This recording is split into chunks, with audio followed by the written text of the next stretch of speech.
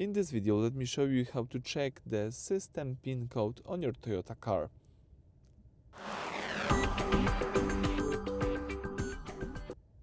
So let me start by using the home screen. Select here Menu, then select Setup, go to the second tab, which is Bluetooth.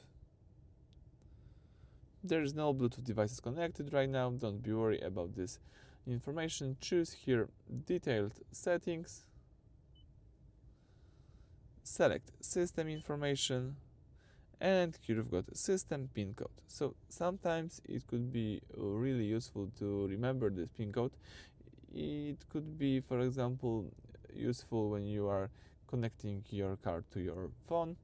If you tap it here, you can also change these numbers, but I think 000 is pretty simple one, and I will be using this one for now. Okay, so that's it for this video. Thank you for watching. Please subscribe to our channel, leave thumbs up.